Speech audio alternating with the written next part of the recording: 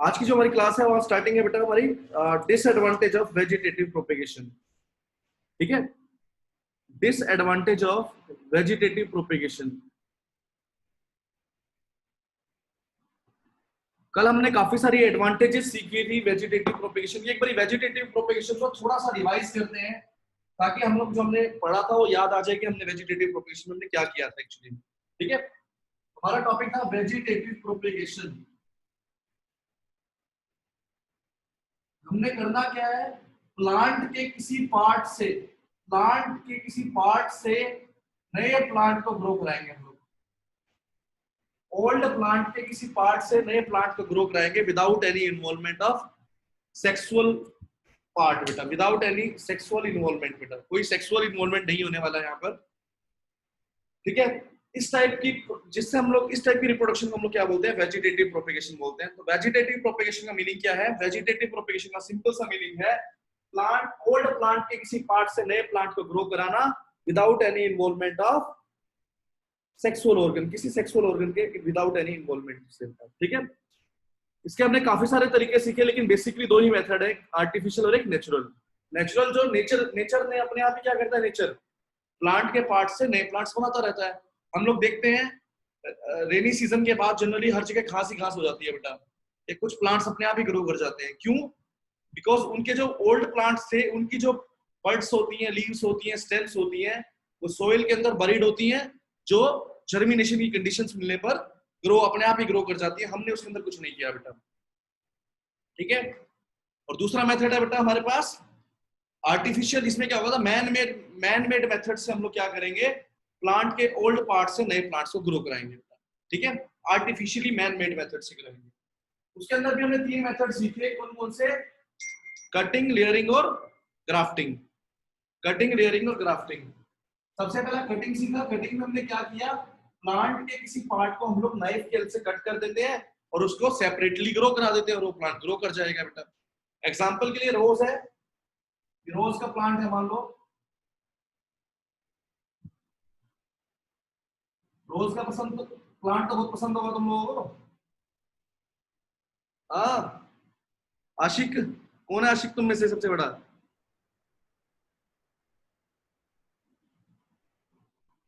कौन है भाई? आशिक? अंशित है? अंशित, रोज पसंद है? सर। रोज पसंद है? Sir no sir. क्या पसंद है? लड़कियों को पसंद होता है।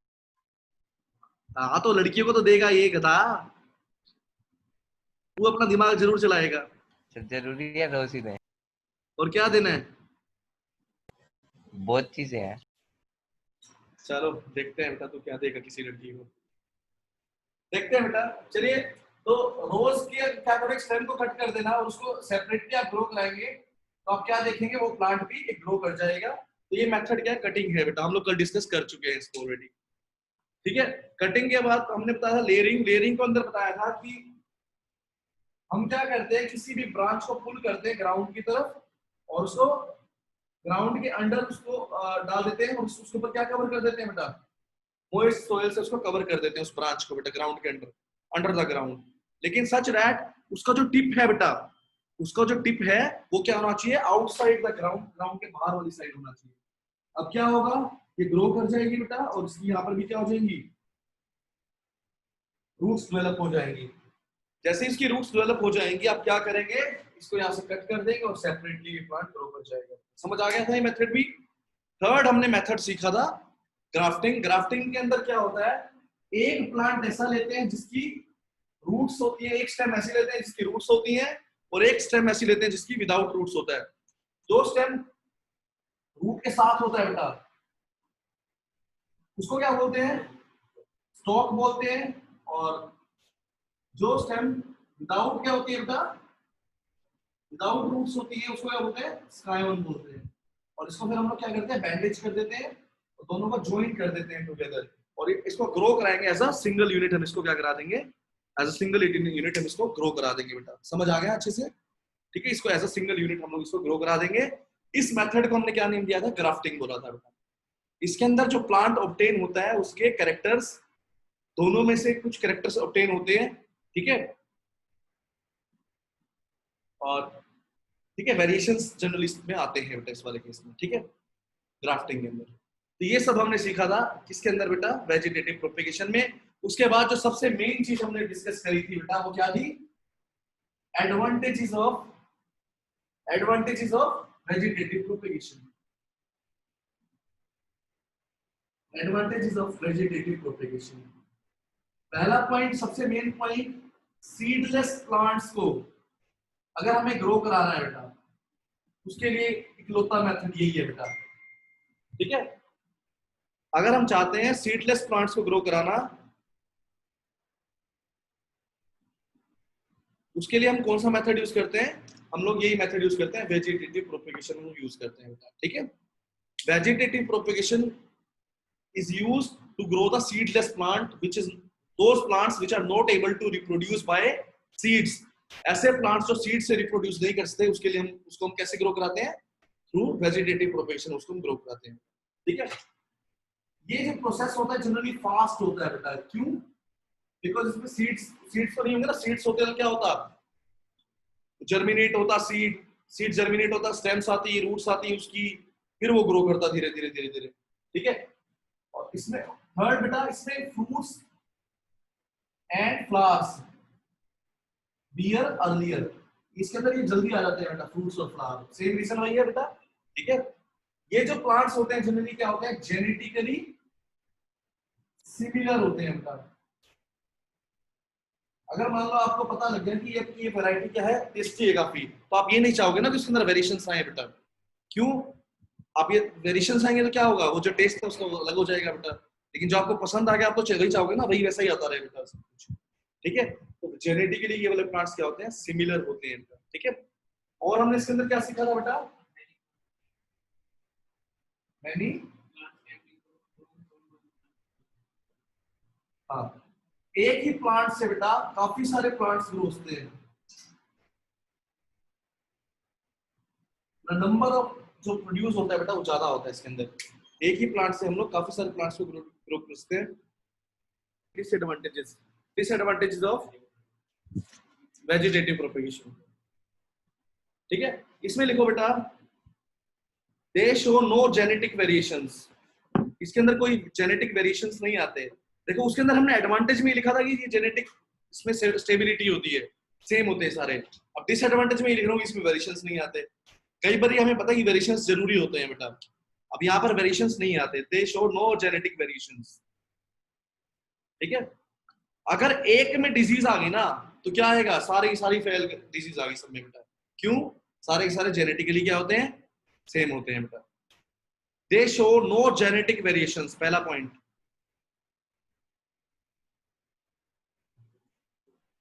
they show no genetic variations. Second point, they are more prone to the diseases, they are more prone to the diseases, मतलब इनको डिजीज होने के चांसेस ज्यादा हैं बेटा।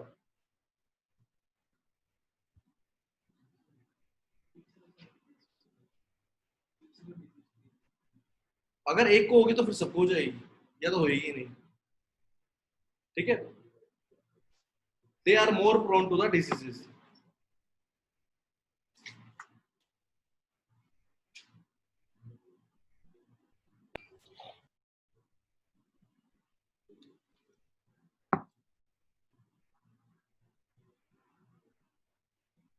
नेक्स्ट हेडिंग डालेंगे आप लोग बेटा, एक मिनट को,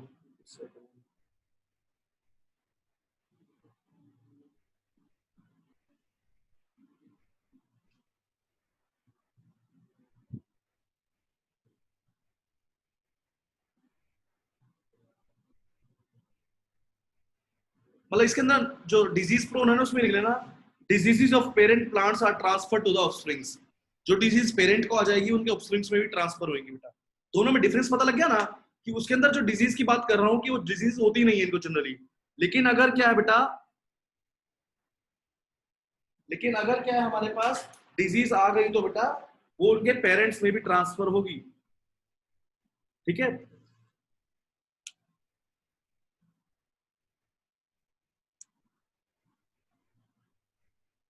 नेक्स्ट लिखना बेटा, plants are less adaptable to the environment. Plants are less adaptable to the environment because variations नहीं ना, सारा रीजन तो वही है बेटा, बिकॉज क्या है यहाँ पर वेरिएशंस नहीं है, इसलिए वो अडॉप्ट एनवायरनमेंट को अडॉप्ट नहीं करते बेटा। इधर आ गया होगा समझ में बेटा, सिंपल सा टॉपिक था, वेजिटेटिव प्रोपेगेशन इंपॉर्टेंट टॉपिक है बेटा। आप लगा के चलिए कि एग्जाम में क्वेश्चन इसमें से रहता है बेटा, ठीक है, एग्जाम में इसमें से क्वेश्चन आता रहता है वेजिटेटिव प्रोपेगेशन के ऊपर, राइट।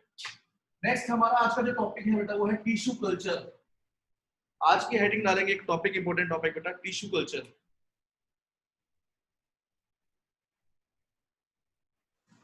टिश्यू कल्चर, इसका एक और नेम भी होता है बेटा, जिसको बोलेंगे माइक्रो प्रोपेगेशन। माइक्रो प्रोपेगेशन, इसका एक और नेम है micro propagation.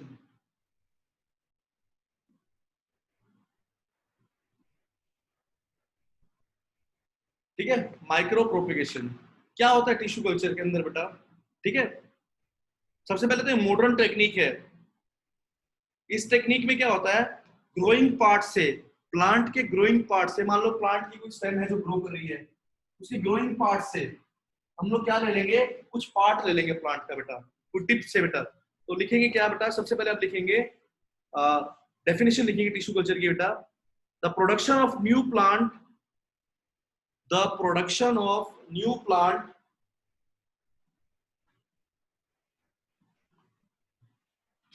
from a small piece of plant tissue, from a small piece of plant tissue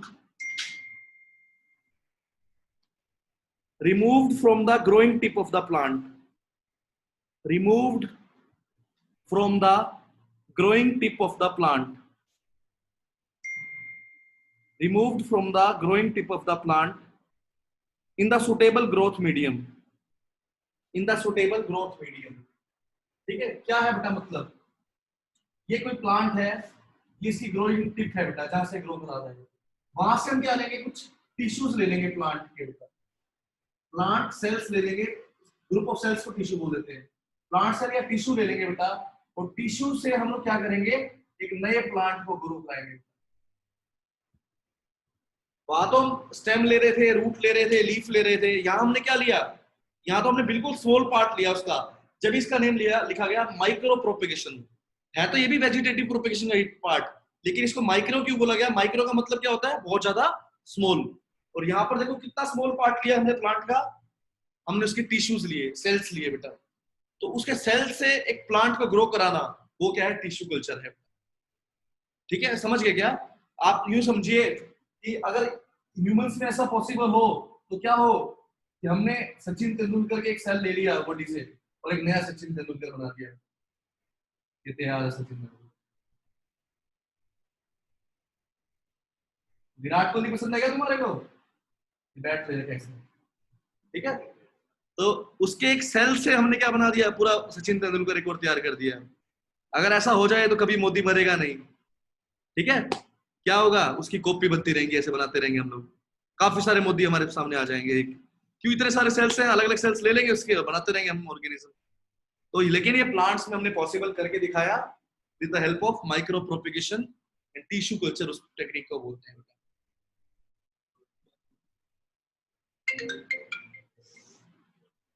wait minute बताता हूँ। हमने करना क्या है बेटा, ग्रोइंग टिप से हमने कुछ सेल्स लेने हैं, टिश्यूज लेने हैं, और उसकी हेल्प से हमने क्या बनाना है बेटा, प्लांट को प्रोड्यूस करेंगे। तो डेफिनेशन में बता देता हूं, the production of the new plant from the small tissues और the cells taken from the growing tip of the plant is known as in the suitable growth medium. इसका एक बहुत बड़ा मीनिंग है बेटा सुटेबल ग्रोथ मीडियम का, वो अभी समझ आ जाएगा बेटा आपको आगे पढ़ेंगे। अब इसमें कुछ स्टेप्स होते हैं बेटा, ऐसा नहीं कि अपने आप ही टिश्यू लिए और प्लांट बन जाएगा, ऐसा नहीं होने वाला बेटा, बहुत कुछ होने वाला है इसके अंदर। कि क्या होगा बेटा, सबसे पहला स्टेप यही है, सबसे पहले हम करेंगे क्या, प्लांट टिश्यू को लेंगे बेटा, किससे, ग्रोइंग टिप से। लिखो, फर्स्ट स्टेप लिखेंगे बेटा, plant tissue is taken from the growing tip of the plant. पहला पॉइंट बेटा, plant tissues are taken from growing tip of the plant. Plant के ग्रोइंग टिप से बेटा हम लोग क्या करेंगे, टिश्यूज को लेंगे। ले लिया बेटा। अब उसको क्या डालेंगे, उसको हम कहां डालेंगे, एक ऐसे मीडियम में डालेंगे उसको हम। एक जेली होती है एक वो मीडियम, जिसके अंदर काफी सारे क्या होते हैं, न्यूट्रिएंट्स होते हैं, हार्मोन्स होते हैं, जो उसकी सेल की फास्ट डिवीजन करेंगे बेटा। मैंने क्या किया, कुछ सेल्स ले लिए उसके प्लांट के। अब ये हम चाहते हैं कि सेल्स का ना क्या बन जाए, गुच्छा सा बन जाए, मास ऑफ सेल्स बन जाए। तो कैसे बनेंगे, सेल्स फटाफट डिवाइड होंगे जब बनेगा। अब सेल्स डिवाइड करने के लिए हमने क्या डाला इसके अंदर, हमने इसको किसमें डाला है, ऐसे मीडियम में डाला है जिसमें ऐसे हार्मोन्स होते हैं बेटा, जो सेल्स को जल्दी जल्दी डिवाइड कराएंगे बेटा। तो हमने क्या किया बेटा, put these tissues in a medium which contains hormones and nutrients for the rapid cell division,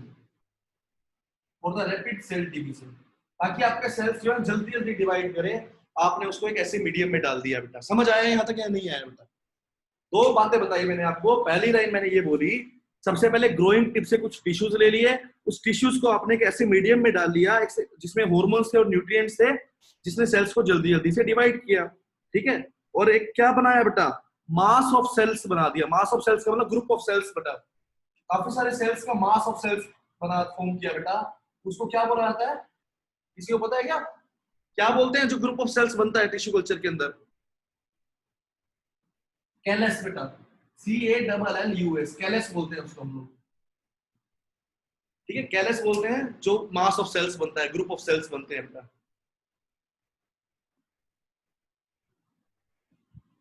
समझ आ गया यहां तक? ठीक है, अब उसके बाद क्या होगा, अब ये जो कैलस है बेटा, इसको हम ट्रांसफर करेंगे एक और मीडियम के अंदर, जिसके अंदर ऐसे हार्मोन्स होंगे जो उसकी रूट्स को डेवलप कर देंगे बेटा। ठीक है, हम क्या करेंगे उसके बाद, पुट इनटू अनदर मीडियम, एक ऐसे मीडियम में डालेंगे इसके अंदर, इसको हम कैलस को बेटा, which contains suitable hormones for growth of the roots. मतलब हमने क्या किया, जो कैलस बना था हम उसको एक ऐसे मीडियम में डाल देंगे जहां पर उसकी क्या डेवलप हो जाएंगी बेटा, रूट्स डेवलप हो जाएंगी बेटा। अब क्या हुआ, अब हमारे पास एक ऐसा प्लांट बन गया है, जिसके अंदर मतलब एक ऐसा कैलस बन गया है जिसकी रूट्स भी डेवलप हो गई है बेटा। ठीक है, फिर अब क्या करेंगे, फिर अब ऐसे मीडियम में डालेंगे एक और मीडियम, जिसके अंदर क्या होंगे, ऐसे हार्मोन होंगे जिसकी क्या डेवलप कर देंगे, शूट्स डेवलप कर देगा, उसकी स्टेम्स आ जाएंगी, छोटे छोटे शूट्स डेवलप हो जाएंगे। सारा सेम लाइन आएगी, फिर शूट्स डेवलप हो जाएंगे। सर मेरे को समझ नहीं आया, दोबारा समझा दो। सारा समझा दूंगा, एक बार नोट कर लीजिए बेटा पहले।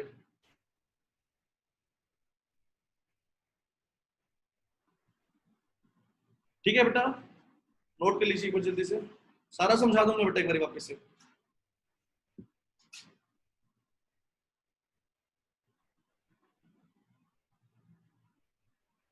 अब ये जो कैलस जिनकी रूट्स और शूट्स आ गई हैं, वो किस में कन्वर्ट हो गए, वो स्मॉल प्लांटलेट्स में कन्वर्ट हो गए बेटा, छोटे छोटे प्लांट्स बन गए हैं हमारे पास वो। ठीक है, फिर उसको हम पॉट्स में डाल देंगे और क्या करेंगे बेटा, जर्मिनेट होने देंगे और मैच्योर प्लांट में उसको कन्वर्ट कर देंगे। सर अभी समझा तो साथ में। तो सारा ही बता रहा हूँ बेटा, एक बार रुक जाए।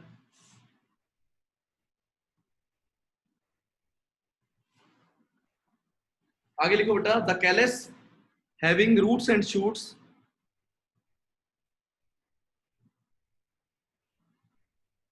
आर द स्मॉल प्लांटलेट्स, जो छोटे छोटे प्लांट्स बन गए हैं, are the small plantlets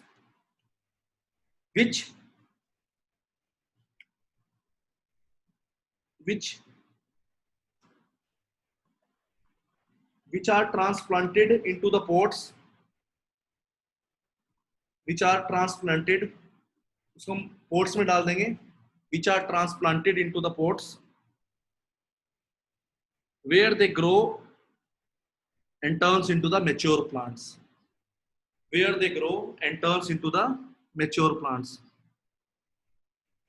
the callus having roots and shoots converts into small plantlets which transplants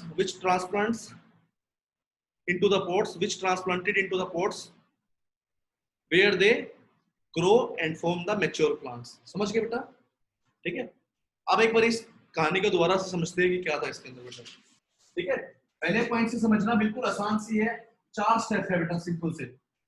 पहला स्टेप है आपने क्या करना है, ग्रोइंग टिप से, प्लांट के ग्रोइंग टिप से कुछ प्लांट्स के टिश्यूज ले लेने हैं। समझ आ गया? पहला स्टेप, ग्रोइंग टिप से टिश्यूज ले लिए। यहां तक समझ आ गया बेटा? ठीक है, ग्रोइंग टिप से टिश्यूज ले लिए, उसको एक ऐसे सुटेबल मीडियम में डाल दिया बेटा, ऐसे मीडियम में डाल दिया जिसके अंदर क्या थे, ऐसे हॉर्मोन्स थे और न्यूट्रिएंट्स थे बेटा, जो क्या करते हैं, रैपिड सेल डिवीजन करते हैं। क्या हुआ बेटा? बीच में कौन बोला है? पहला पॉइंट था बेटा, ग्रोइंग टिप से हमने कुछ टिश्यूज को ले लिया, उसको हमने ऐसे सुटेबल मीडियम में डाला जो हॉर्मोन्स और न्यूट्रिएंट्स कंटेन करता था, और उसने क्या किया, रैपिड सेल डिवीजन की, और वो किसमें बन गया, उसके अंदर मास ऑफ सेल्स बन गया बेटा, ग्रुप बन गया सेल्स का, उसको हम बोलते हैं कैलस बन गया बेटा। तो मतलब कैलस की फॉर्मेशन होती है बेटा उस मीडियम के अंदर, और कैलस का मतलब क्या है बेटा, यहाँ पर कैलस का मतलब क्या है, ग्रुप ऑफ सेल्स है, मास ऑफ सेल्स है बेटा। ठीक है, अब हम क्या करेंगे, उस कैलस को एक ऐसे मीडियम में डालेंगे जिसके अंदर ऐसे हॉर्मोन्स होंगे जो उसकी क्या डेवलप कर देंगे बेटा, शूट्स डेवलप कर देंगे। तो अब क्या होगा, कैलस की शूट्स आ जाएंगी बेटा, कैलस से रूट्स आएंगे बेटा, पहले ऐसे मीडियम में डालेंगे जिसकी अंदर रूट्स डेवलप हो जाएंगी, फिर एक ऐसे मीडियम में डालेंगे जहां पर उसकी क्या डेवलप हो जाएंगे बेटा, ऐसे हॉर्मोन्स होंगे जो उसकी शूट डेवलप कर देंगे। अब एक छोटा सा प्लांट है बेटा जिसकी रूट्स भी आ गई है और शूट्स भी आ गई है बेटा, तो वही तो क्या होता है, एक छोटा सा प्लांट ही तो होता है वो एक तरह का। प्लांट का मतलब ही होता है रूट्स और शूट्स उसकी। ठीक है, अब प्लांट्स की रूट्स भी आ गई हैं, शूट्स भी आ गई है, तो इसका मतलब वो छोटा सा एक प्लांटलेट हो गया, बन गया बेटा, प्लांट बन गया हमारे लिए। अब उसको हम ट्रांसप्लांट कर देंगे, किसमें डाल देंगे, पॉट में डाल देंगे, और वहां पर वो मैच्योर हो जाएगा और बड़े प्लांट में। तो समझ आया बेटा क्या था? ठीक है, दोबारा से एक बार 2 मिनट के अंदर एक्सप्लेन करता हूं इस टॉपिक को। ग्रोइंग टिप से बेटा कुछ टिश्यूज को लेंगे, एक ऐसे मीडियम में डालेंगे जहां ऐसे हॉर्मोन्स होंगे जो उसके बेटा, या न्यूट्रिएंट्स होंगे जो क्या करेंगे, रैपिड सेल डिवीजन करेंगे और उसको कैलस में कन्वर्ट कर देंगे, मास ऑफ सेल्स में कन्वर्ट कर देंगे, इसको कैलस बोलते हैं। अब उस कैलस को हम एक ऐसे मीडियम में डालेंगे जहां पर उसके ऐसे हॉर्मोन्स होंगे जो उसकी रूट्स डेवलप कर देंगे। तो अब क्या हुआ, कैलस विद रूट्स फॉर्म हो चुका है बेटा। अब कैलस विद रूट्स को हम एक ऐसे मीडियम में डालेंगे जहां पर ऐसे हॉर्मोन्स होंगे जिसकी शूट्स डेवलप कर देंगे। तो अब कैलस के अंदर शूट्स भी आ गए, रूट्स भी आ गई हैं। Now it will convert into the, किसमें कन्वर्ट हो चुका है, हो जाएगा बेटा, ये स्मॉल प्लांट में कन्वर्ट हो गया है। अब इस स्मॉल प्लांटलेट को हम लोग ट्रांसप्लांट कर देंगे किसके अंदर बेटा, पॉट के अंदर, और वहां पर ही ग्रो कर जाएगा और मैच्योर प्लांट में कन्वर्ट हो जाएगा। This is all about the tissue culture, right. और इसको माइक्रो प्रोपेगेशन भी बोलते हैं।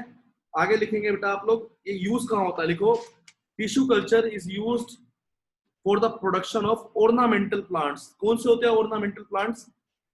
जिसके अंदर फ्रूट्स वगैरह नहीं आते, ना ही फ्लावर्स आते हैं, ना ही फ्रूट्स आते हैं बेटा। फिर क्या होता है इन प्लांट्स के अंदर, डेकोरेशन में यूज होते हैं बेटा। जनरली लोगों अपने घरों में रखते हैं डेकोरेशन पर्पस के लिए। ठीक है, इसमें कोई फ्रूट और फ्लावर नहीं आते, लेकिन डेकोरेशन के लिए फिर भी घरों में यूज होते हैं। जनरली ऑर्नामेंटल प्लांट्स बोलते हैं। ठीक है, इसका एग्जांपल है बेटा ऑर्चिड्स। ऑर्चिड्स का देखा होगा आपने बेटा,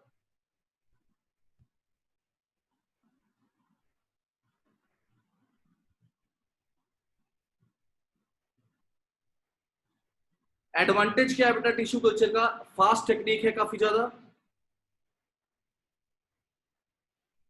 ऑर्नामेंटल प्लांट्स में यूज होता है, ऑर्नामेंटल प्लांट्स बेटा, ऑर्चिड्स। मैं आपको दिखा भी देता हूं, एक सेकंड रुकना बेटा, कैसे होते हैं ornamental. Advantages of tissue culture, advantages of tissue culture क्या है? फर्स्ट एडवांटेज है बेटा हमारे पास वेरी फास्ट टेक्निक्स बेटा,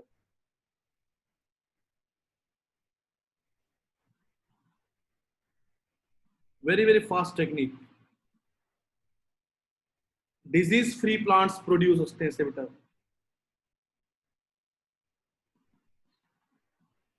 डिजीज फ्री प्लांट्स प्रोड्यूस होते हैं बेटा इससे। एक ही प्लांट से थाउजेंड्स ऑफ प्लांट्स होते हैं बेटा, ठीक है, एक ही प्लांट से थाउजेंड्स ऑफ प्लांट्स को हम प्रोड्यूस कर सकते हैं बेटा।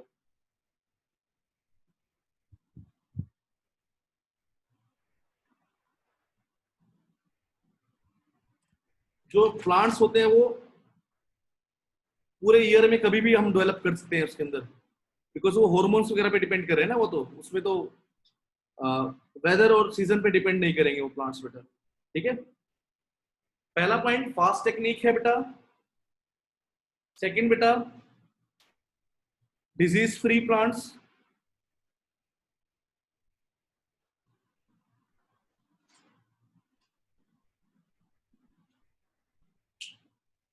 Thousands of plants can be produced from a single plant, ठीक है, thousands of plants can be produced in the single plant, और थ्रू आउट द ईयर हम लोग प्लांट्स को प्रोड्यूस कर सकते हैं, सीजन पे डिपेंड नहीं करता है।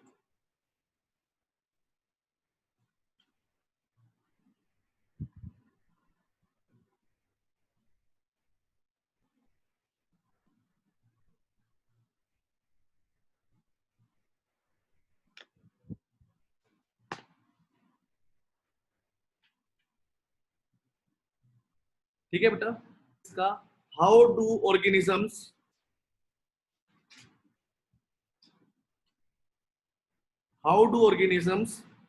create exact copy of themselves? How do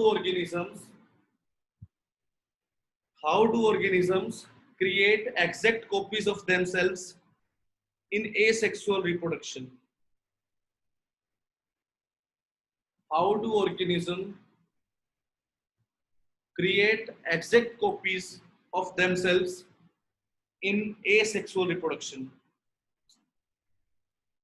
In asexual reproduction मतलब क्या इस बात का कि ऑर्गेनिज्म जो है अपनी एग्जैक्ट कॉपी कैसे बनाता है एसेक्सुअल रिप्रोडक्शन के अंदर। तो इसके लिए सेल डिवीजन वो यूज करता है। वो नेम क्या है सेल डिवीजन का? माइटोसिस। ठीक है, लिखो बेटा, during asexual reproduction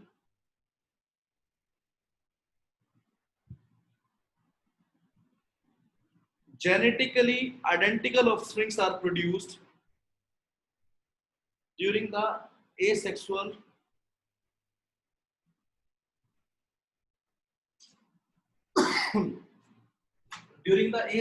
reproduction. Genetically identical offsprings are produced. Genetically identical offsprings are produced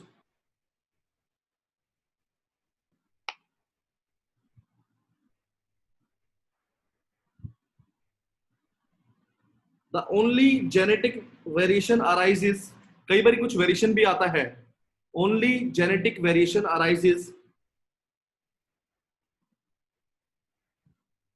only genetical variation arises due to the small inaccuracy. कई बार क्या होता है, डीएनए की जब रेप्लिकेशन हो रही होती है, ये डीएनए मान लो, अब इसकी एग्जैक्ट कॉपी बन रही है, तो कई बार उस कॉपी करने के अंदर ही कुछ वेरिएशन आ जाता है बेटा। ठीक है, sometimes only genetic variation arises as a result of small inaccuracy in the DNA replication. In the DNA replication at DNA replication at the time of cell division. At the time of cell division. At the time of cell division. मतलब क्या इस बात का? देखो समझो बेटा, हाँ repeat कर रहा हूँ, बच्चे सुन लो एक बारी पहले। मैंने ये बोला कि जो एसेक्सुअल रिप्रोडक्शन होती है बेटा, उसके अंदर होता क्या है, जो डॉटर होता है बेटा वो पेरेंट का बिल्कुल एग्जैक्ट कॉपी होता है बेटा। जेनेटिकली क्या होता है, सेम होता है, आइडेंटिकल होता है। जो ऑफस्प्रिंग होता है वो जेनेटिकली आइडेंटिकल होता है पेरेंट के बेटा। ठीक है, लेकिन कुछ केसेस में कई बार क्या होता है, जब डीएनए की कॉपी होती है बेटा, डीएनए कॉपिंग होती है, तब कुछ इनएक्यूरेसी होती है बेटा उसके अंदर। Due to small inaccuracy in DNA copying mechanism. जब डीएनए अपनी कॉपी कर रहा होता है तो उसके अंदर कुछ वेरिएशन आ जाता है, तो जिसकी वजह से क्या होता है, स्लाइटली वेरिएशंस भी आते हैं एसेक्सुअल में बेटा। ठीक है बेटा, पेपर में क्वेश्चन आता है कि क्या एसेक्सुअल में भी वेरिएशंस आते हैं, तो आपने आंसर लिखना है यस, आस्कते हैं बेटा, it is due to the small inaccuracy in the DNA copying mechanism. मान लो इसके अंदर ये ऑर्गेनिज्म था, इसके अंदर ये डीएनए था, अब पहले ये ऑर्गेनिज्म अपना डीएनए को कॉपी करता है बेटा, बिल्कुल सेम डीएनए बनाता है, लेकिन जब वो कॉपी कर रहा था तब उसके अंदर कुछ वेरिएशन आ गया बेटा। ठीक है, जिसकी वजह से क्या होता है, इसके अंदर वेरिएशन आ जाएगा बेटा। समझ आ गया? तो due to the small inaccuracy in DNA copying mechanism क्या होता है, वेरिएशंस आते हैं एसेक्सुअल के अंदर। पेपर में बहुत कॉमन सा एक नंबर का क्वेश्चन बनता है बेटा कि एसेक्सुअल रिप्रोडक्शन के अंदर वेरिएशंस कैसे आते हैं। तो इसका रीजन सिंपल सा है बेटा कि एसेक्सुअल में वेरिएशंस इसलिए आते हैं बिकॉज वो डीएनए की कॉपी कर रहा होता है, तो उसके अंदर कुछ इनएक्यूरेसी रह जाती है, जिसकी वजह से क्या होता है बेटा, वेरिएशंस आते हैं। ठीक है, मैं आपको बताता हूं कि कैसे होता है प्रोसेस। ये देखो एक एग्जांपल से समझते हैं हम लोग बेटा। ये आपके पास क्या है, यहाँ पर एक पेरेंट सेल है, ये पेरेंट सेल है बेटा, ये उसका न्यूक्लियस है। उसके अंदर, न्यूक्लियस के अंदर क्या होता है, क्रोमोसोम्स होते हैं बेटा, आपको पता ही है। क्रोमोसोम के अंदर क्या होता है, डीएनए है बेटा। डीएनए, ये न्यूक्लियस, और ये क्या है, पेरेंट सेल है। तो सबसे पहले क्या होता है बेटा, एक डीएनए कॉपिंग मैकेनिज्म होता है। जो एक मॉलिक्यूल है डीएनए का, वो अपना सेम कॉपी ऑब्टेन कर देगा बेटा। इस प्रोसेस को बोलते हैं डीएनए कॉपिंग। डीएनए कॉपिंग, डीएनए ने अपनी कॉपी बना ली बेटा। ये देखो,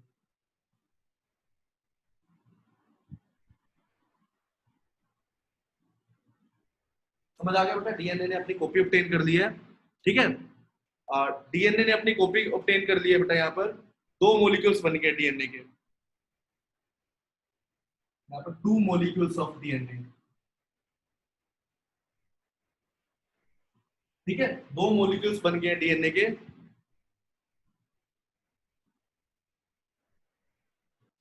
तो सबसे पहला प्रोसेस क्या था, डीएनए ने कॉपी कर ली और 2 डीएनए मॉलिक्यूल्स बन गए बेटा। अब क्या होगा, न्यूक्लियस डिवाइड हो जाएगा। नेक्स्ट स्टेप क्या लिख रहा हूं, न्यूक्लियस डिवाइड। ठीक है,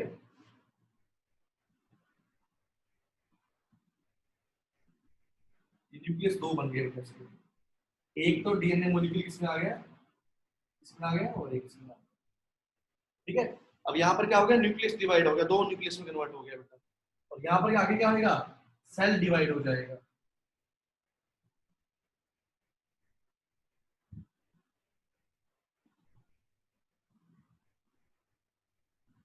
इस तरीके से क्या होती है बेटे, सेल डिवीजन होती है। कुछ समझ आया सेल डिवीजन कैसे होती है? बहुत सिंपल सा प्रोसेस है।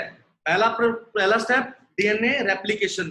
रेप्लिकेशन का मतलब होता है कॉपी करना उसकी बेटा। सेकंड स्टेप न्यूक्लियस डिवाइड हो जाएगा बेटा। थर्ड सेल डिवाइड हो जाएगा। ये 3 स्टेप में आपकी क्या होगी, माइटोसिस होगी बेटा। ये सेक्सुअल रिप्रोडक्शन के अंदर इस तरीके से क्या होती है, रिप्रोडक्शन होती है बेटा। ठीक है,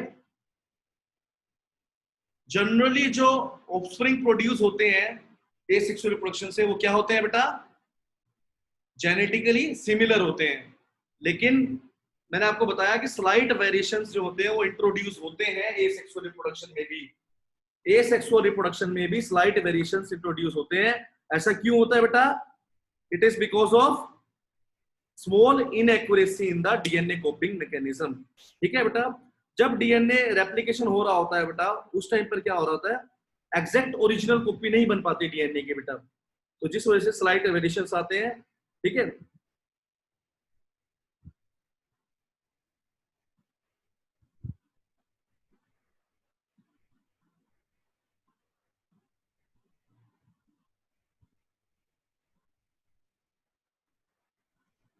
देखो द इंपॉर्टेंस ऑफ वेरिएशन। अब जिससे वेरिएशंस आए, अब इसकी इंपॉर्टेंस भी है। The importance of variation, the importance of variations in organisms introduced during the reproduction.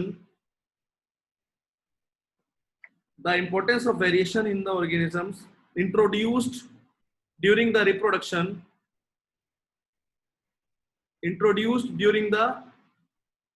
reproduction is that it helps in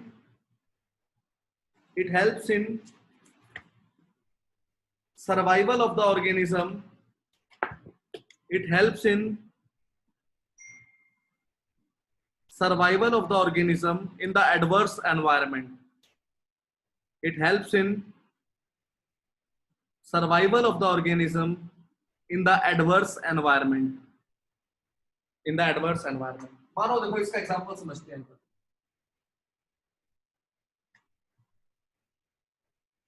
ठीक है, एक बैक्टीरिया था रीदम नाम का. इस बैक्टीरिया का नाम क्या है बेटा? रीदम नाम है इसका.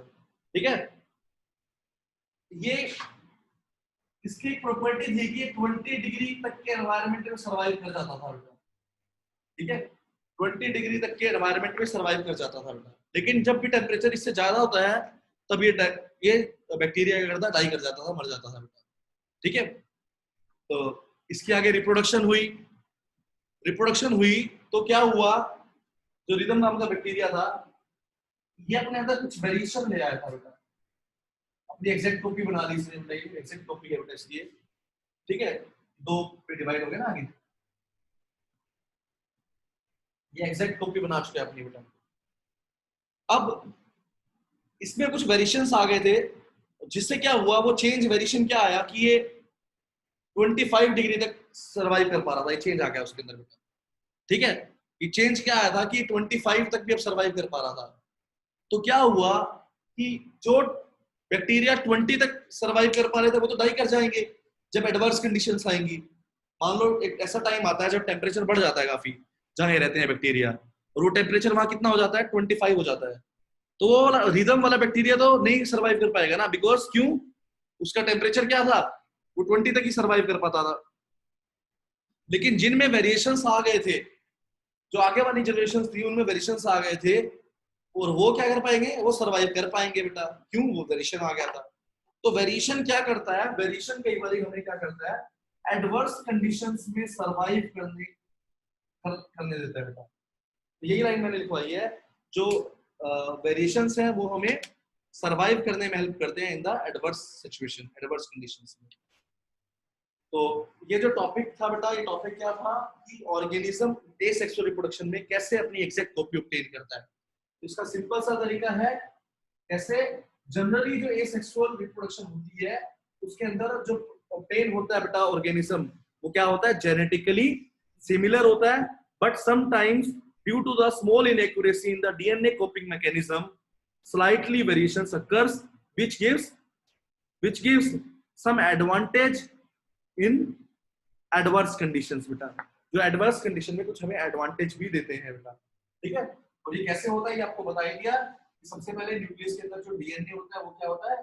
डीएनए रेप्लिकेट होता है, फिर न्यूक्लियस डिवाइड हो जाता है, और लास्ट में क्या होता है बेटा? सेल डिवाइड कर जाता है. और इस तरीके से माइटोटिक डिवीजन से यह प्रोसीजर रिप्रोडक्शन होती है.